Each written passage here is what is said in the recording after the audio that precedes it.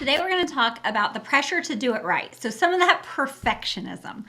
We're going to talk about, is it stalling your weight loss progress, which is really the main problem that we would be having here. So if you're noticing some perfectionistic tendencies, you might notice those, but more times than not, you notice that your weight is stalling and your weight loss is stalling and you cannot figure out why. So we're going to kind of dive into that today. We're going to figure out if any of that is the issue for you. Okay. So number one, like I said, you would not be losing weight. Are you not losing weight? Is that the problem?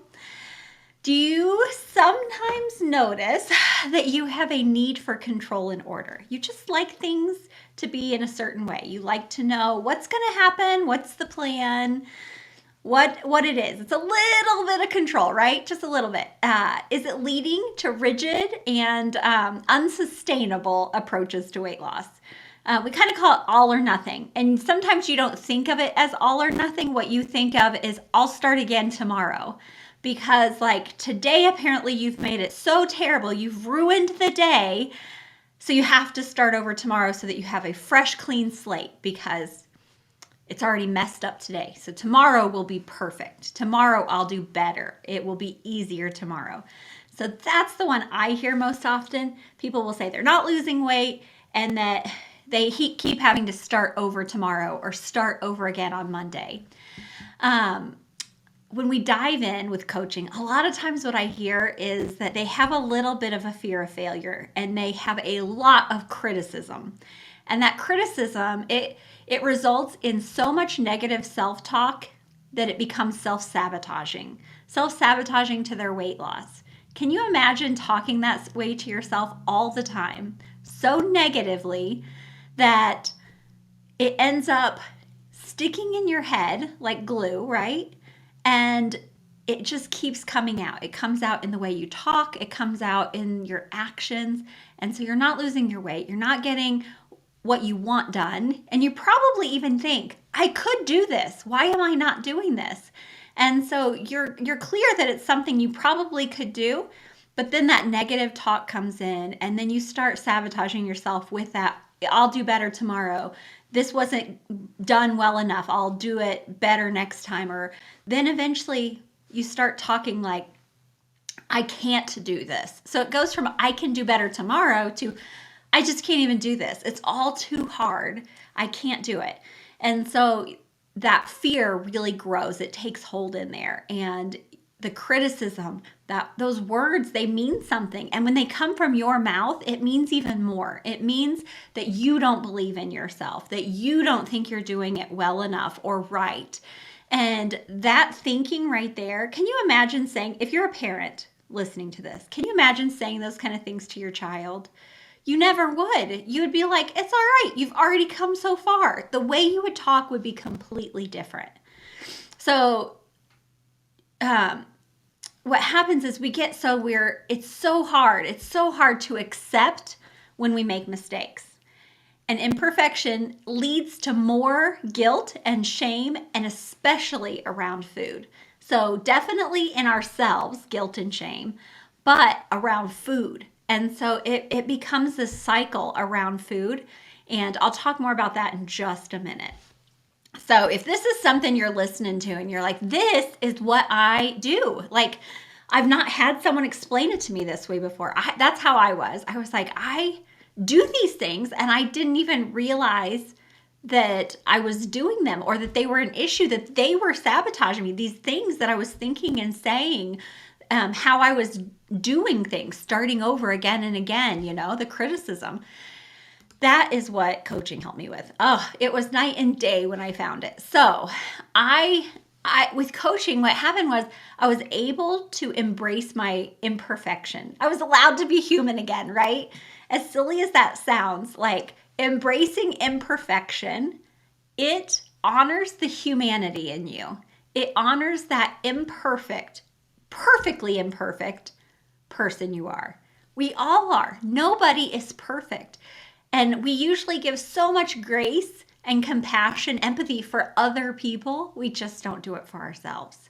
So weight loss coaching really helped me embrace imperfection. And I love that I get to do this for other people now.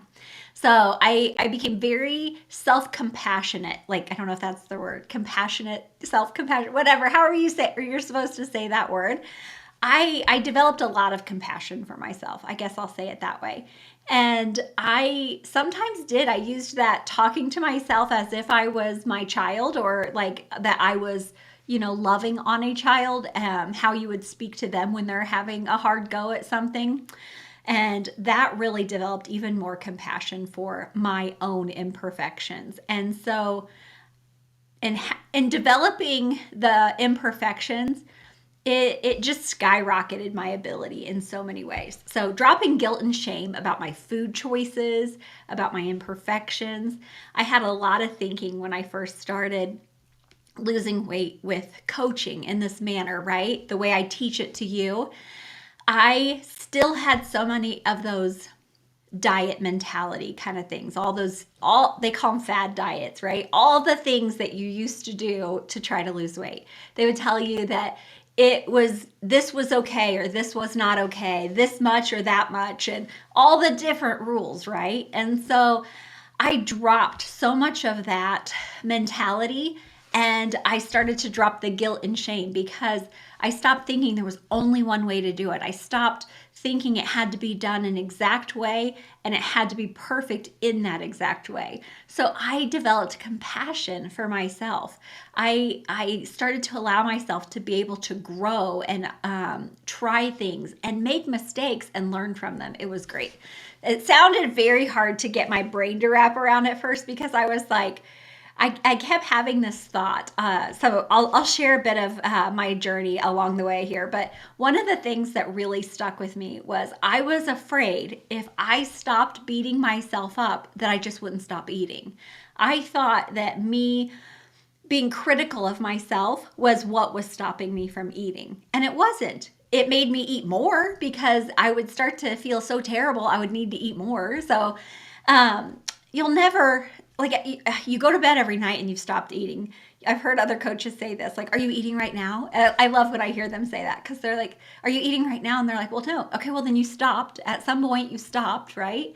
But I had in my head that if I wasn't critical and if I wasn't even shaming myself, then I would just keep eating. It would be like license to overeat. And it wasn't. And I was, you know how they say, like, you attract more flies with honey than vinegar. When I started giving myself more love, that honey, the sweetness to myself, I was so more motivated. I was more eager to try. I wasn't worried about getting it wrong or getting that beat down that I was going to get.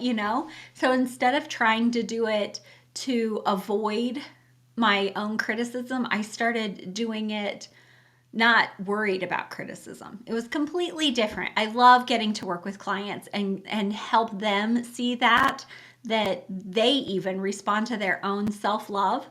They don't know how to give it usually, and it takes a while. I feel like I'm going off on a tangent, but it's related, I promise. They don't know how to give themselves that self-love, that compassion. And so telling them it's okay is amazing what it does. They're like, really? I'm supposed to say these things to myself? Because at first they're going to think, oh no, that's egotistical. Like, I am being self-centered. I'm something. Like, they'll have a whole bunch of words to tell me. And instead it moves them into a more positive, more sustainable mindset. The way they think and feel will be more positive and sustainable. Okay, so story time. I feel like I'm talking to my limit. Let me get a drink real quick. All right, so story time. I decided I'm going to start sharing some more of my experience with you.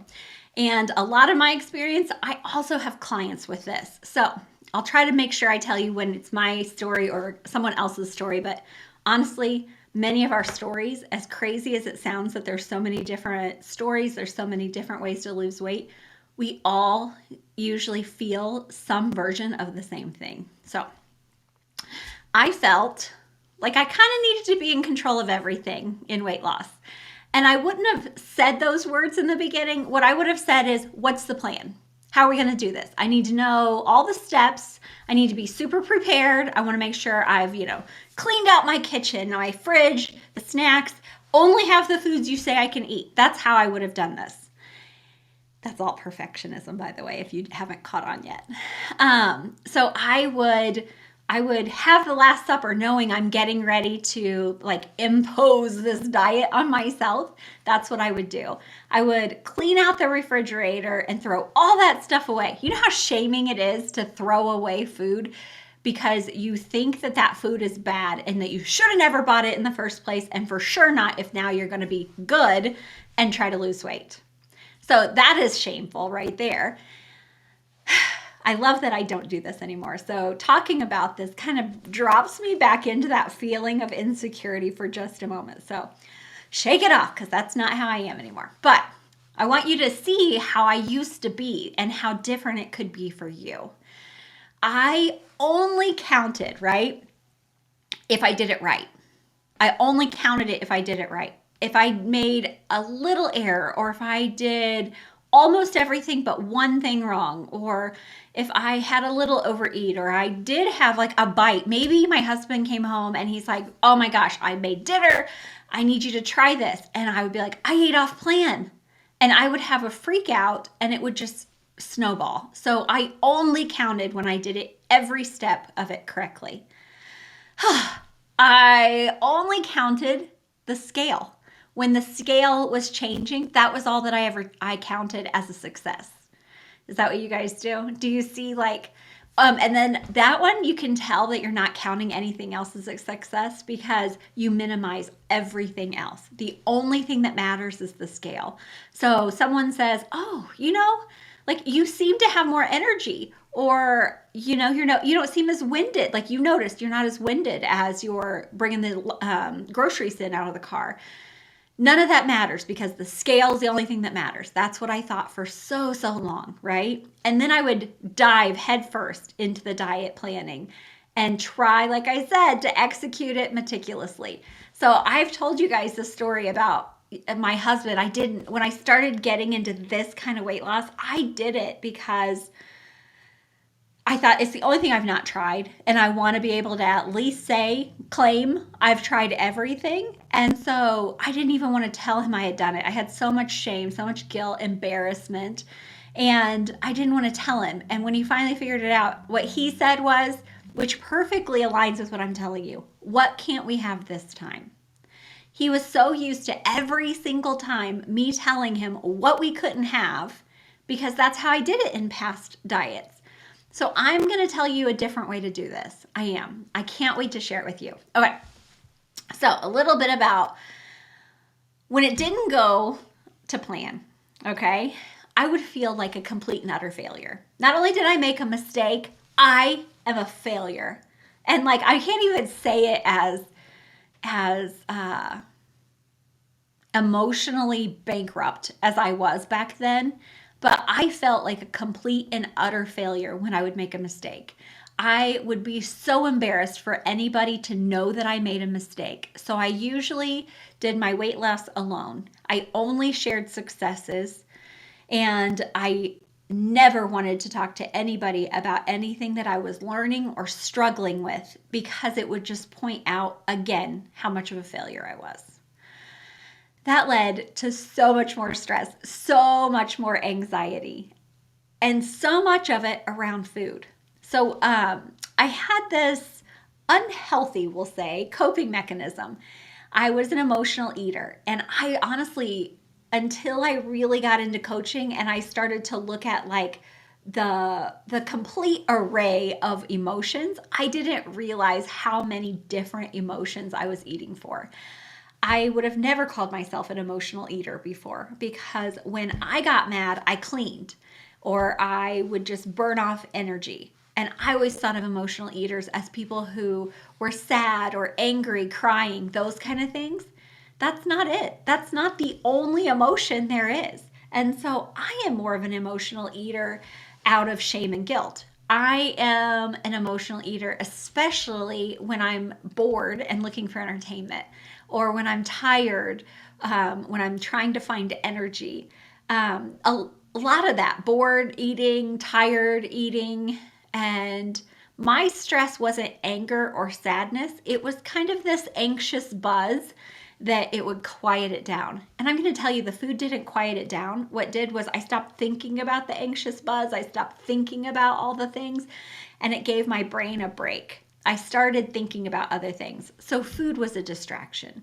I was an emotional eater, and it was a coping mechanism. So instead of like just letting the feeling settle out on its own, which this is what I teach clients to do, by the way, feel a feeling, let it be uncomfortable, know it's not going to hurt you, how to get through that, how to deal with it, what to do, and then you can feel any feeling. It's not a big deal.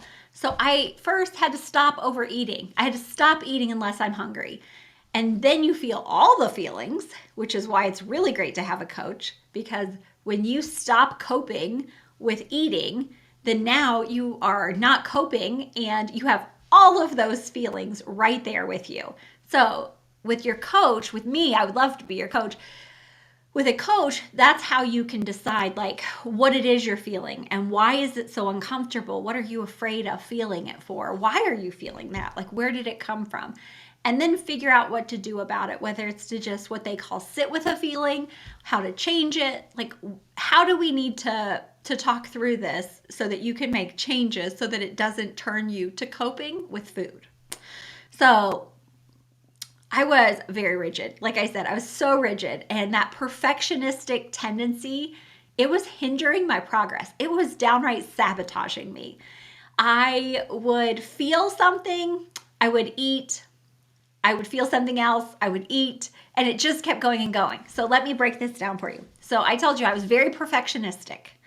I would make the entire plan. Like I said, my husband wanted to know, what can't we have this time? Because I would rid everything all the time. And so we'd be throwing groceries away or at least hiding them. I would hide them from myself and tell them where they were at so that I wasn't seeing them.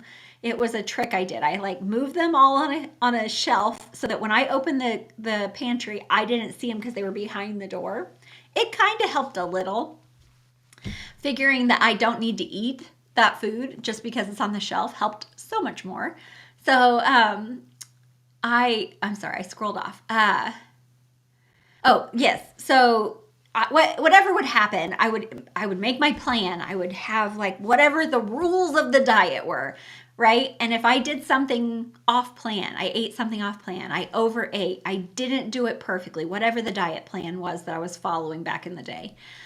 What would happen is I would feel guilty. I would feel shame. I would be very critical of myself. Like I said, I would say the most hurtful, terrible things about myself. And guess what? My brain heard them because I was saying them, right? That's how that works. And it just puts a heaviness on your heart. And so between that guilt, that shame, that extra heaviness on my heart that I was creating, I would cope with all of that by eating. And then I would eat and I would realize I made another mistake because now I'm eating again. I would feel even more unable to do this, and then promise I'll do better tomorrow, try again tomorrow. Of course, I'm human, so I keep making mistakes, and it just kept moving me further and further from my goals. It also moved me further and further from my ability to even remotely love myself. I only loved myself when I did things right. I only loved myself when I was perfect. And remember, we're humans, so like I'm not perfect. And when you only love yourself when you're perfect, it makes it pretty hard to ever love yourself because you have huge amounts of time where you're imperfect. So that is why I wanted to bring this episode to you guys. This was so important for me to understand that rigidness, shame and guilt, the criticism, right? That perfectionism. It not only hindered me, it totally sabotaged my weight loss, but more importantly, what it does to your heart, to your brain, to your ability to have any kind of belief in yourself. That is what I want to change for every one of you. I want you to feel completely different. Like I want you to be so empowered and so understanding, so compassionate with yourself, just as if you were talking to somebody else, to a child, your best friend. how supportive and compassionate you would be. That's what I want you to be for yourself. So with the perfectionism, during coaching, I help you figure out how to move past that, how to have different thoughts, how to allow imperfection, right? And so I sometimes have to tell clients, like, it's okay that you did this wrong. They'll come to me, and one of the first things we do during coaching is every time I want to hear what your wins are. Every single week, I want to hear what's your wins. And if they say, "Oh, I didn't lose weight," okay, great. So what was your win? And so, like, we will keep going. Sometimes it's what they learned, what they tried, that they still did all of these things, even if they didn't do this thing. We will work until we find what your wins are. So when your brain keeps hearing all these things you are actually doing, you're actually doing them well, even in the midst of mistakes, right? In the midst of imperfection. You're focusing on what you are doing and what you are capable of. And that builds that momentum, that confidence, that trust that you can try things. They don't have to be perfect. You can try things and learn from them, especially learning from imperfection. When I make mistakes, I have so much more information than when I just did it right. And so if I just did everything right from the beginning, I really wouldn't have learned how to do it. So whenever something changes, which life happens, right? Like if you get used to eating a certain way, well, even our seasons change. If you look at the grocery store, the produce of what is available at different times of the year, we have certain vegetables, certain fruits that are only available certain times of the year. So even my produce options are going to change, right? COVID was a perfect example. People who were used to working out in the workforce, now they're working at home. And like everybody has said, it's so funny because in the beginning during COVID, I had just really started coaching then. And so people would say, I would hear them all the time, I can't lose weight because I'm at home now and the refrigerator's right there. And then at the end of COVID, people started going back to work again, and they're like, I can't lose weight because I'm always around the donuts in the break room. I'm always around the pizzas being brought in. I'm always, out and about, or I have to eat out more often. And it's like they just said, at the beginning of the COVID that it was the opposite. So it's whatever we're telling ourselves, right? So they're going to change all the time. And so as that's changing, like you learning from mistakes, you're going to be like, yeah, that's happened before, or something else has happened and I figured it out, so I can figure this out too. It grows your confidence. It grows all that in you. And so that's what I want. That's what I want to help you with. That is what I want for you.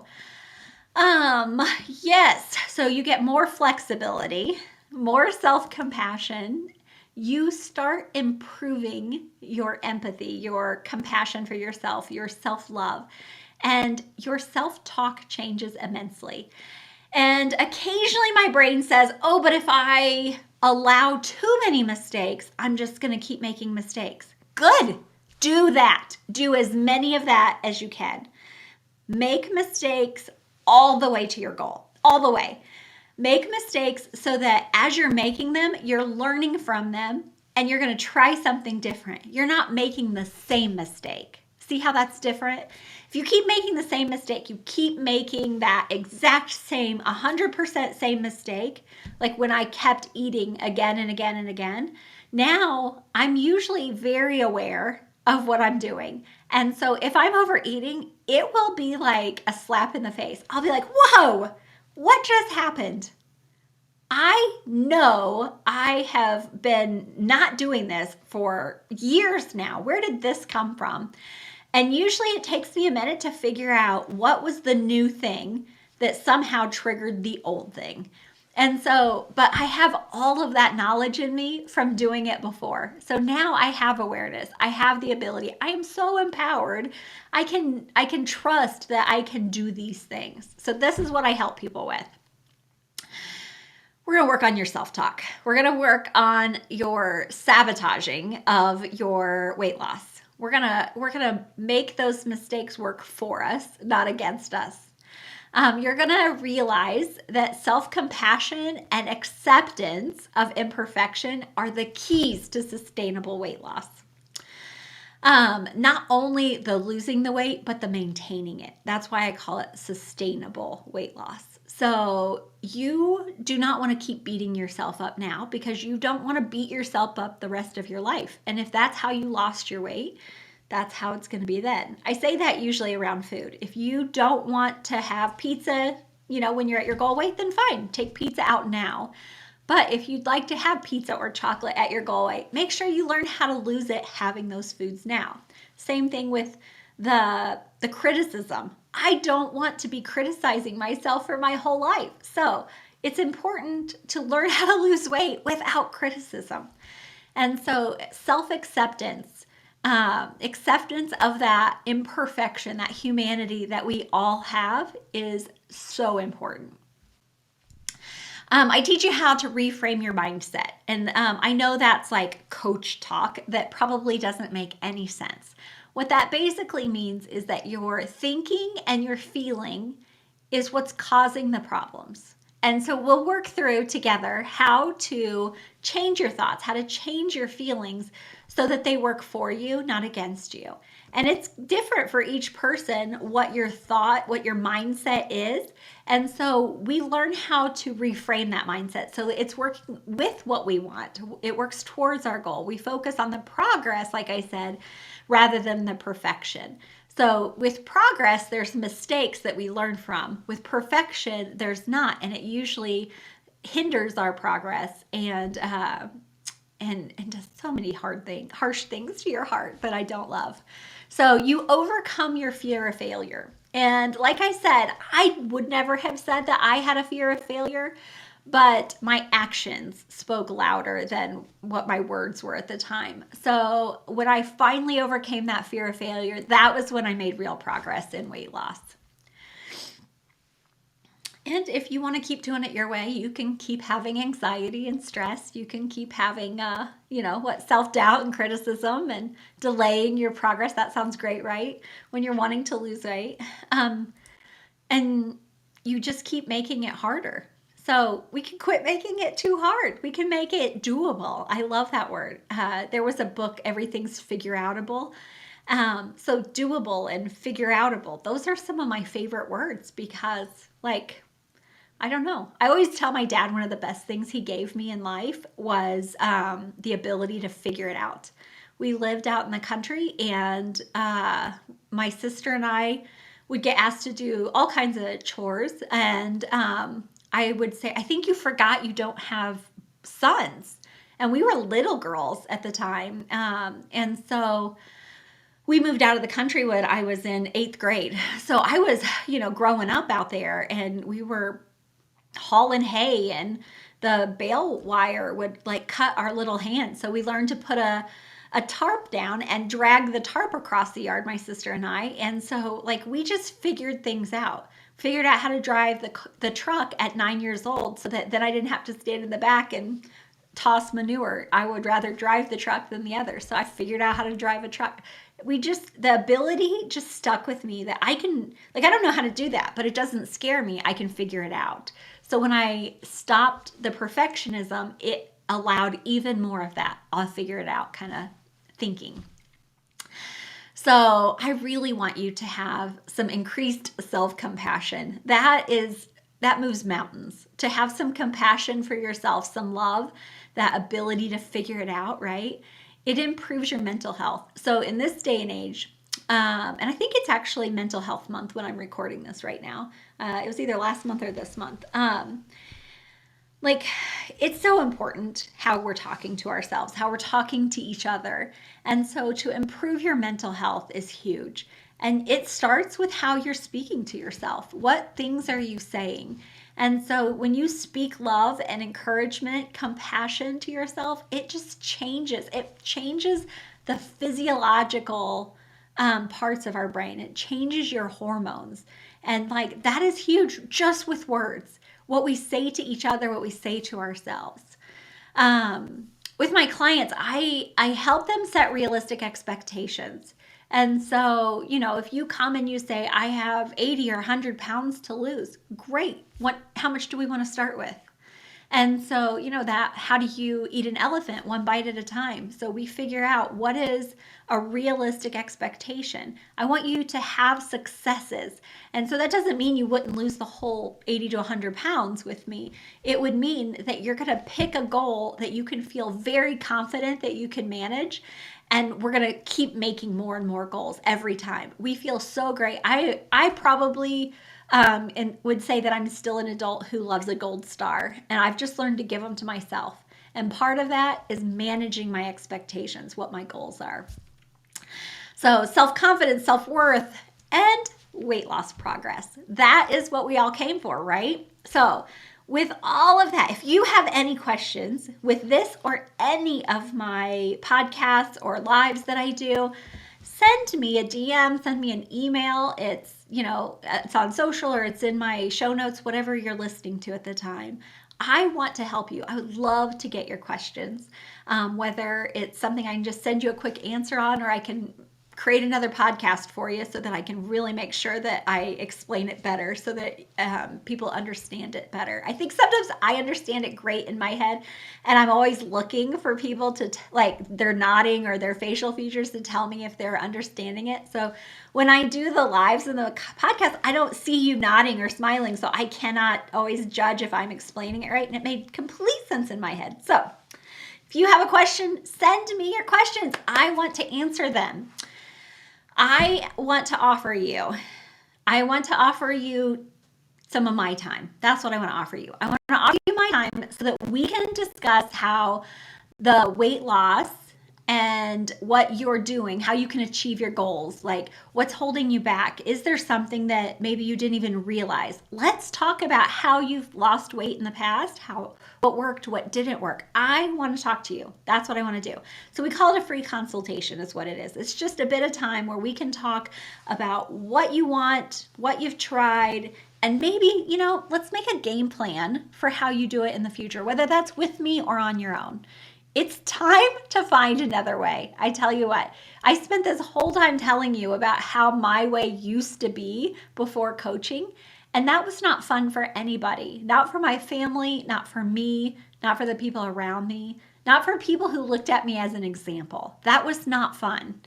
I want you to find the more compassionate, more loving way that creates the best progress, because it's not hard. It's doable, and it builds you up as it happens. That's what I want for you. So book that consultation. What you're going to do is you're going to go to coachingkara.com/linktree, and there's a button on there that has how to book that free consultation with me. And I cannot wait for that. While you're in there, look around. There's all kinds of extra fun stuff for you. Don't get lost. Make sure you book your consultation, and I will see you next time. Bye.